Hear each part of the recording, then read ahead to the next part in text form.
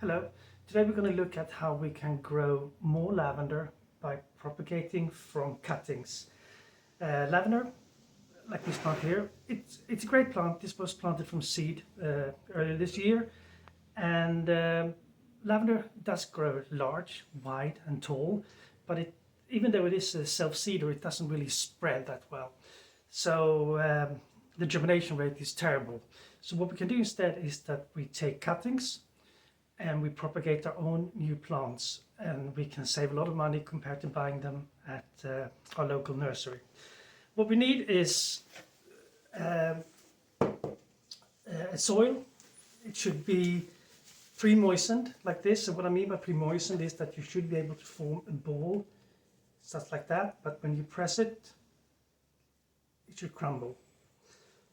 That is the texture you want. You want it to be that kind of, not wet, but just pre-moistened. So I'm going to move that to the side and then bring in 2 pots here that I've prepared.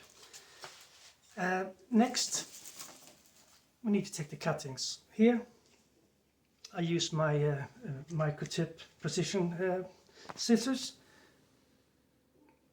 What we do is that we look for a cutting. We want the growth to be green, such as here. And we want it to be of a fair size, so let's see here if we can find something that would work for us. Let's see here, this would be a good one. So we just cut it just like that. And here we have our cutting. Now, what we want to do is that we want to keep 3 to 4 pairs of leaves. And then what we do is that we just remove the top. Just like that, we top the cutting. Next, counting the pairs of leaves, 1, 2, 3, 4, we proceed to remove the leaves down the stem like that. You can run your finger down the stem, but you may also end up hurting the leaf nodes. So I actually prefer to move down the stem just like that. It's a rather quick process. Taking them off one by one like this, such as that. Next,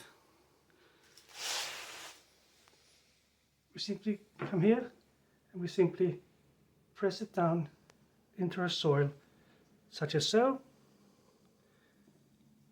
Be firm gently around it, and we're done. Here I will fit 4 cuttings into this pot, and as soon as I've done that, come back to you, so I'll see you back in a bit. So now we have our 8 cuttings that have been put into the soil. So what kind of soil am I using? I'm using a mix of gardening soil and potting soil, but you can also use potting soil. As you can see, I'm adding perlite. Those white specks here, it's just to improve drainage. It's optional, I find it helps. So when do you do this? Ideally, you choose to take cuttings when the plant is actively growing. For us here in Zone 7, you're talking May through September. I use grow lights indoors, so I get away with doing this pretty much all year round. But of course, you have to make sure that you have the available space and the capacity for light. And now, when we're at this stage here, all that's really left is that we want to create moisture. We have taken off the top. We cut the top of each cutting here, but we left some of the leaves on. These will help photosynthesize the plant.